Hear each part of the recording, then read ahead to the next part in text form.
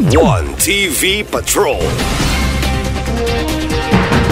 Tudela Mayor Estela O. Estanio na piling presidente sa LNP Misamis Occidental Chapter. Ano ang detalye ni Janiton?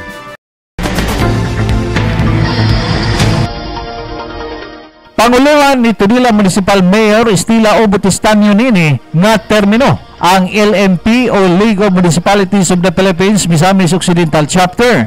Kini human napili o midaog sa gipahigayon nga eleksyon sa LMP Misamis Occidental Chapter Seat of Officers dili pa lang dugay. Ang Misamis Occidental adunay napulo og upat ka mga ginsakupang kalungsuran og tulo ka mga syudad. Apan ang LMP giapilan kini sa mga hipi ekotibo sa mga lungsod.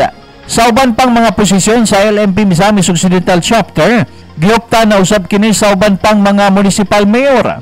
Calamba Mayor Luisito Villanueva isip Secretary, Claren Mayor Risa Waminal de los Santos isip Treasurer, sa Pagdalaga Mayor Don Animas isip Auditor, Baliangao Mayor Golda Risma isip PRO, Sinakaban Mayor Delio Luod isip Vice President for Internal Affairs, Lopisana Mayor Chire Pinky Gutierrez Cagas isip Vice President for External Affairs, o Plaridel Mayor Godwin Handumon isip Business Manager.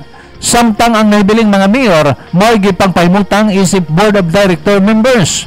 Mayor John Pailaga sa lungsod sa Panaon, Mayor Ricky Bulahan sa lungsod sa Bonifacio, Mayor Joselito Chong sa lungsod sa Jimenez, Mayor Bertoldo Moralion sa lungsod sa Don Victoriano, Mayor G.C. Binya sa lungsod sa Concepcion, o Mayor Gardson Mutia sa lungsod sa Luronde.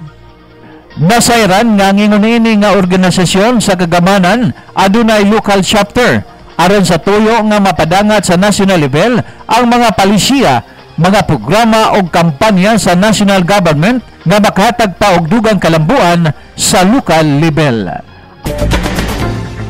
Alang sa 1TV Patrol, Johnny Tome reporting.